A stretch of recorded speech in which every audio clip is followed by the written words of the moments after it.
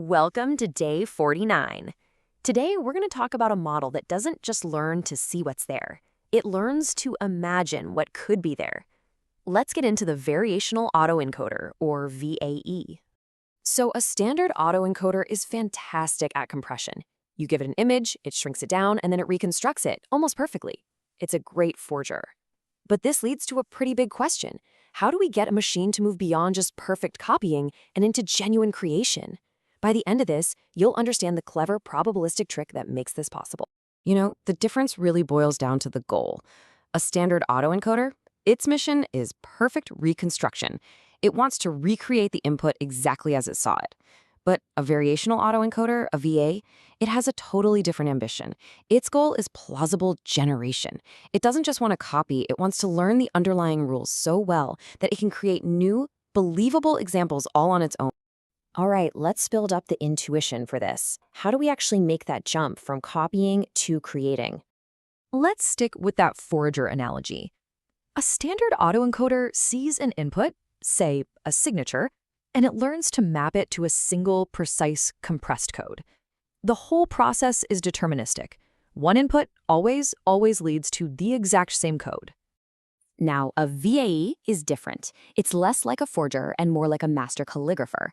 It doesn't just memorize one signature. No, it learns the style of the handwriting, the curves, the pressure, the flow. It learns a whole region of possibilities for what a signature in that style could look like. And that shift from a single point to a whole range of possibilities is the core idea here. It's like learning the recipe for a cake instead of just memorizing a photo of one. So a standard autoencoder takes an image and it encodes it into a single, discrete point. It gives it a specific address in this compressed map we call the latent space. A VAE, on the other hand, does something much more interesting. It encodes that same image not to a single address, but to an entire neighborhood, a sort of fuzzy, continuous region of similar points. It's describing the image's location as a probability distribution.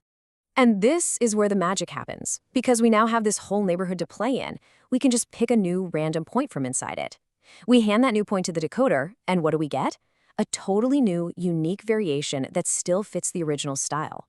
This is how we get from copying to creating. Okay, so let's get a little more technical and see how this probabilistic engine actually works. First, let's make sure we're on the same page with our terms. That latent space I mentioned, it's just that compressed, lower-dimensional map where the model captures the most important, meaningful features of the data, without all the noise. So here's the flow. The encoder doesn't just output one vector. Instead, it outputs two. A vector of means, that's mu, and a vector of standard deviations, sigma. Together, these two define our neighborhood. Then, we sample a new point, z, from inside that neighborhood. Finally, the decoder takes that sampled point z and uses it to generate the final output. But wait, this creates a problem, right? That sampling step is random, but neural networks learn through backpropagation, which needs a clear, predictable path to work. You can't really backpropagate through pure randomness. So how do we get around this? The solution is this really elegant idea called the reparameterization trick. Instead of directly sampling z, we reframe the equation. We say that z equals the mean, mu, plus some random noise, epsilon, multiplied by the standard deviation, sigma. This little move cleverly separates the random part, epsilon, from the parts the network needs to learn, mu and sigma. So the network can learn, and the randomness is just injected from the side. This all means a VAE has to balance two jobs, which it does with a two-part loss function. The first part is the reconstruction loss. That's simple. It just makes sure the generated output looks like the original input. The second part, though, is called KL divergence. You can think of this as an organizational penalty. It forces all those little neighborhoods in the latent space to stay organized and close together, which keeps the space smooth and continuous, perfect for generating new things. Okay, that's the theory. So where do we actually see VAEs being used in the real world? Well, they're used all over the place, obviously for generating new images, but also for things like anomaly detection. If a data point is really weird, it won't map well to the latent space. They're great for cleaning up noisy images or filling in missing data.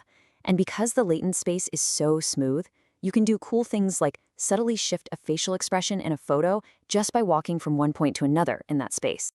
And it's not just about images. For a really high-impact example, VAEs are used in drug discovery to generate brand new molecular structures.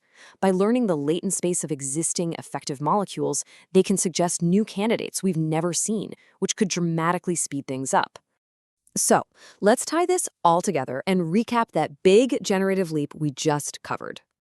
In a single sentence, VAEs turn autoencoders from simple copy machines into powerful generative models just by encoding data into a continuous space of possibilities instead of a single point. And here's the one thing to remember.